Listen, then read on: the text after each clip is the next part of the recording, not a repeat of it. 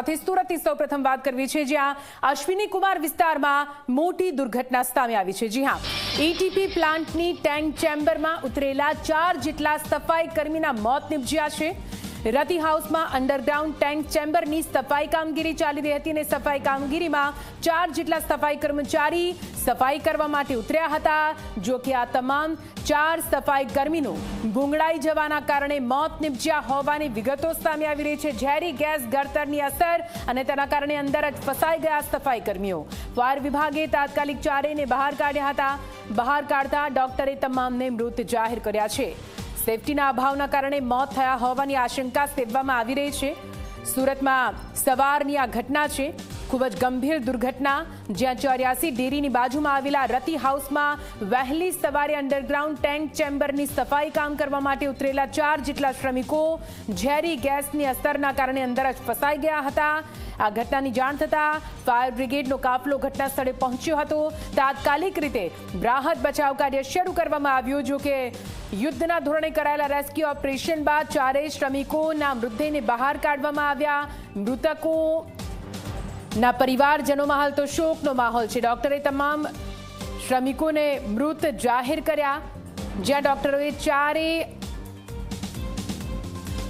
મૃત જાહેર કરતાની સાથે મૃતકોના પરિવારમાં શોકનો માહોલ જોવા મળી રહ્યો છે। વધુ માહિતી સાથે સંવાદદાતા ચેતન જોડાઈ ગયા છે ફોન લાઈન પર।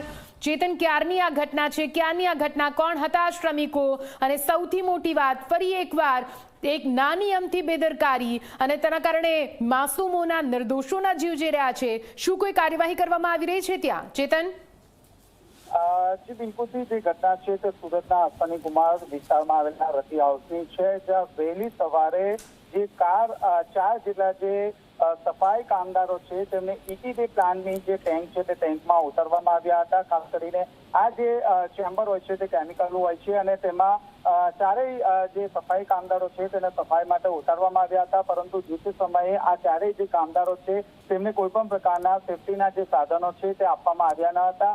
સેફટીના સાધનો વગર જ આ 4ને જે ટેન્ક છે તે ટેન્કમાં ઉતારવામાં આવ્યા હતા। શરૂઆતના સમયે 4 પૈકી 2 જેટલા જે કામદારો છે તે ગુંગળાયા હતા અને બાદમાં વધુ 2 જે કામદારો છે તે કામદારો ગુંગળાયા હતા, એટલે કે 4 જે કામદારો છે તે ગુંગળામણના કારણે અંદર જ બેભાન થઈ ગયા હતા।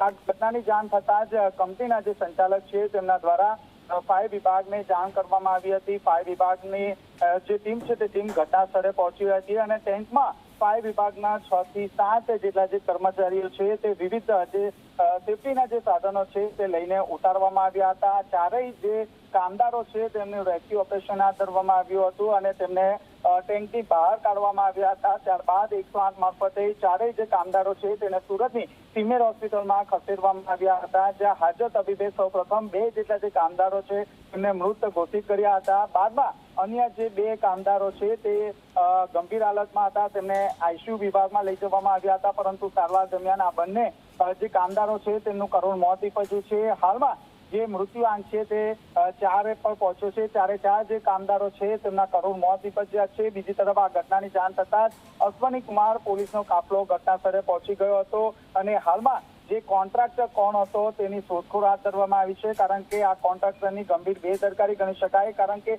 જ્યારે પણ કામદારોને ટેન્કની અંદર ઉતારવામાં આવતા હોય છે ત્યારે તેમને સેફટીના જે સાધનો છે તે આપવાના હોય છે, પરંતુ આ 4 કામદારોને સેફટીના સાધનો વગર ટેન્કની અંદર ઉતારવામાં આવ્યા હતા, જેને કારણે તમામ જે કામદારો છે તે ગુંગળાઈ ગયા હતા અને ઘટના સ્થળે જે છે તે તેમનો બેભાન થઈ ગયા હતા। હાલમાં ઘટનાની ગંભીરતાને જોતા મેયર, ધારાસભ્ય સહિતનો જે પદાધિકારીઓ છે તે સુરતની સિમેર હોસ્પિટલમાં પહોંચી ગયા છે। બીજી તરફ આ ઘટનાની ગંભીરતાને લઈને પોલીસ દ્વારા જે મૃતકોના જે પરિવાર છે તેમને પણ જાણ કરવામાં આવી રહી છે। હાલ તો આ 4 કામદારો ક્યાંથી અને ટેન્કમાં વહેલી સવારે શા માટે ઉતર્યા હતા તે પણ હાલ પ્રશ્ન ઉભો થયા છે। હાલ તો કોન્ટ્રાક્ટર જ્યારે ઝડપાશે ત્યારે જ જાણી શકાશે કે આ 4 જે સફાઈ કામદારો છે તે ક્યાંથી આવ્યા હતા। હાલ તો તેમના પરિવારને સંપર્ક કરવાનો પ્રયાસ કરવામાં આવી રહ્યો છે। હાલ પરિવારમાં પણ શોકનો માહોલ છે, કારણ કે જે રીતે આ 4 કામદારોના કરુણ મોત નીપજ્યા છે, ખૂબ જ દુઃખદ ઘટના ગણવામાં આવી રહી છે, કારણ કે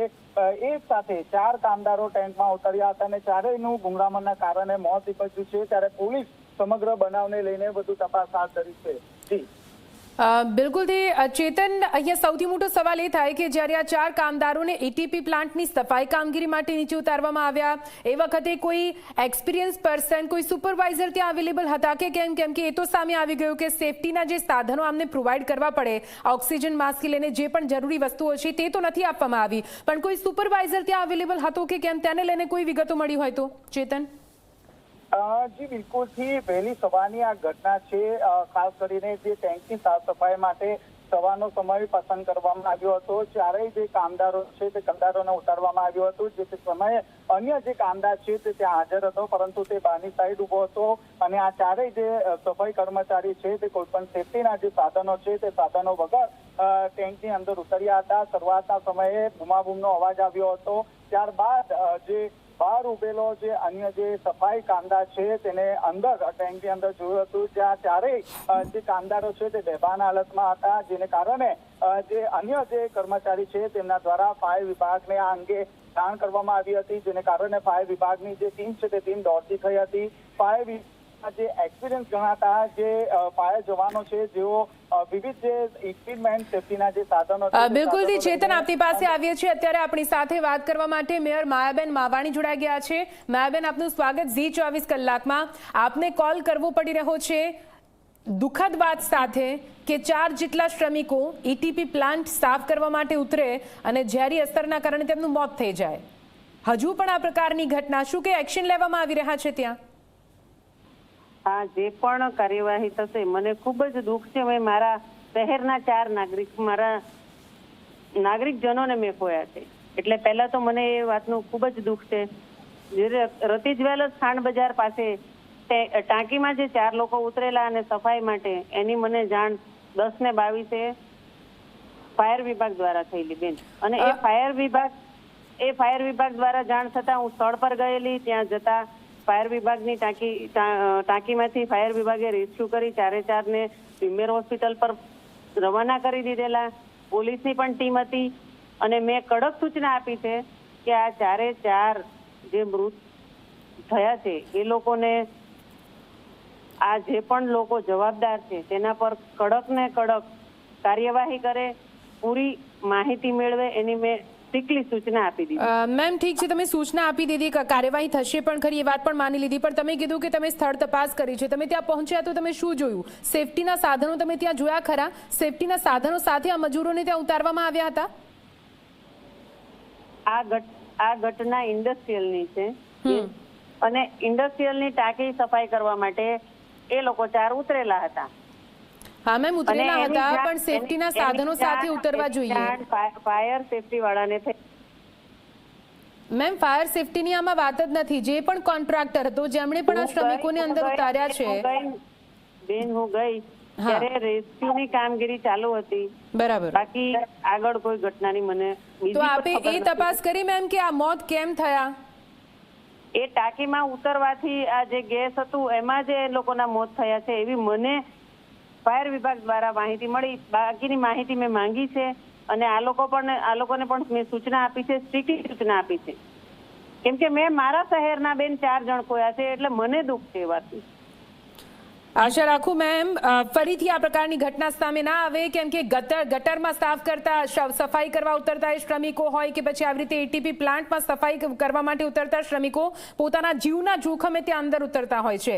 સેફટીના સાધનો જે આપવા જોઈએ, જે આ SOPમાં લખાયેલા છે તે નથી મળતા, ત્યારે આ પ્રકારની કોઈ ઘટના સામે આવતી હોય છે. આવી દુર્ઘટનાઓ ના ઘટવી જોઈએ. ફરી એકવાર સુરતે, ફરી એકવાર ગુજરાતે એ શ્રમિકો, એ નિર્દોષોને ખોયા છે. આભાર અમારી સાથે વાત કરવા માટે. સુરતના મેયર આપણી સાથે